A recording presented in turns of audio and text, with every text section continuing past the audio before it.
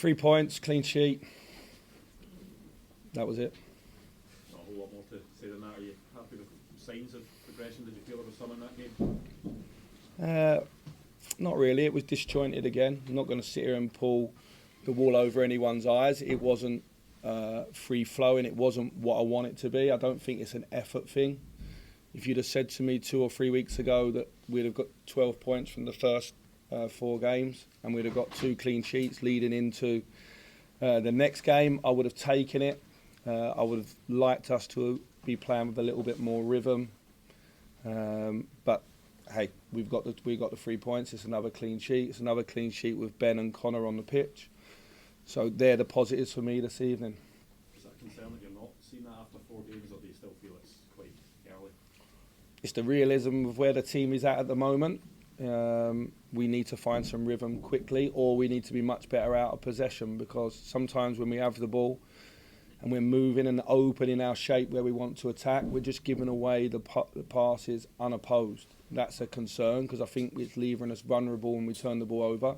It's not something I expected, so it's an area that I have to quickly work on with the group. We have 3 or 4 days now to work into the next game. That's the most we've had in a while. So, look, January is a huge month for this football club. There's a derby, there's a cup semi-final, there's a big cup game away, there's some tricky away games. We know we need to improve. If I had to take performances over results, right now I would take results, but over time we surely have to play better. Certainly that's what I want from my team, is for us to play better. I think it's what the fans want. I can feel it in them as well. And that's fair, because they pay to come and watch and they want to be entertained by their team, they want to be excited. I think the players want that as well. So I think it's clear to see that we need to improve. Was a concern for Alfredo, obviously went down, came off just shortly after. Was this a caution or was it? Well, we had a bit of a red flag after the Aberdeen game, to be fair. He was due to come off just as we scored the 3rd goal, because he felt some tightness in his hamstring. So obviously he missed the Ross County game, only come on for the last 30 minutes, and he felt fine. So we started him tonight. I believe it's tightness. So hopefully he's come off at the right time before it's anything bigger. He's had to obviously go to the well, because we've had very limited options there with Kamara and Antonio out. They're both fit to go. Well, in terms of fit, they're physically fit in terms of training, but whether they've got 90 minutes in them at this moment in time, you'd probably say no. So it's good to have them back. So if Alfredo's not ready, one of those, or they will share the minutes and play. I think it's important that they are back for us. In terms of Alfredo, it was nice to see him score a goal tonight. Would it be a concern throwing them in straight away against Celtic, given the magnitude of the game on Monday, Michael? It is what it is. Since I've come back in, there's been quite a few concerns, to be honest, starting with no centre-backs and then no left-backs. And so there's been quite a few things. The team selection tonight was with a view of offloading 1 or 2, and then the subs were planned to offload 1 or 2 again to try and get us to where we want to be, obviously with the 12 points and everyone fit and available for the game. So let's hope that's the case. I think with people like Antonio and Kamar, they only need a moment to change a game. So it's always nice to have them. Ideally, it would be off the bench, obviously. Fantastic return from Bournemouth, from back to World Cup, and especially the first goal.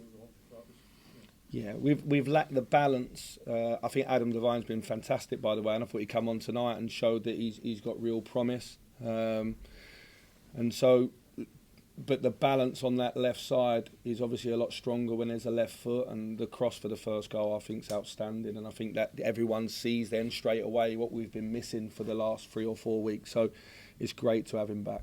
What did you make of Malik Tillman's performance both on and off the ball? Well, he scores a very good goal again. I think we have to remind ourselves he's 20. I'm moving him around a bit, it's fair to say, because I'm trying to find what is the best fit for Malik. I do feel that his best position is to play as a number 8. If he's going to reach his full potential, I think he has to tick the box as a number 8. And then if a manager ever uses him as a number 10 and takes some defensive restrictions away from him, I think so be it. But I think he has to, as a 20-year-old, if he's going to fulfil his potential, which I think is very, very high, I think he needs to tick the box as a running number 8. And I prefer him in that position. So tonight I tried something different. I tried it at Ross County. I won't stop trying it. Very similar to previous work with, say, a Joe Aribo or Yanis Hadji. he come up with a goal again. And for a 20-year-old, in the time that I've been here, if you look at the games, he's always had a moment in each of the games. And at the moment, that's important for us. Michael, the team seems to lack control in the middle of the park, especially in the first half. What do you think caused that this evening? What can you do to change that around?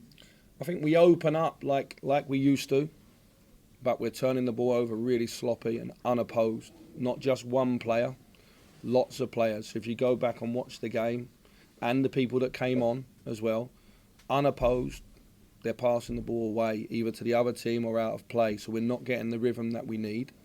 It's just something we need to work on. It wasn't something I expected us to do. We're playing at a potential I think lower than the sum of the whole team. That's on me now. That's my job to improve that with my staff. But it's on the players as well. I think everything aside, the 4 games that we've had, we needed to win them. We've won them. And we've won the last 2 with clean sheets. It's not been perfect. But if everything was perfect, I wouldn't be sat here. Someone else would be. So I think it's clear we need some work to do. And it's important that we play to improve all the time. So I'm really honest with them. I'm as honest with them as I am with you. There's no point pulling the wool over anyone's eyes. I think we've got good players. I think as a group, we're not where I want us to be right now. Last week you spoke about coming to this training ground, the players a bit quieter than you would hope, the confidence a bit low. 4 games, 4 wins. Where are those confidence levels now with Monday now on the horizon?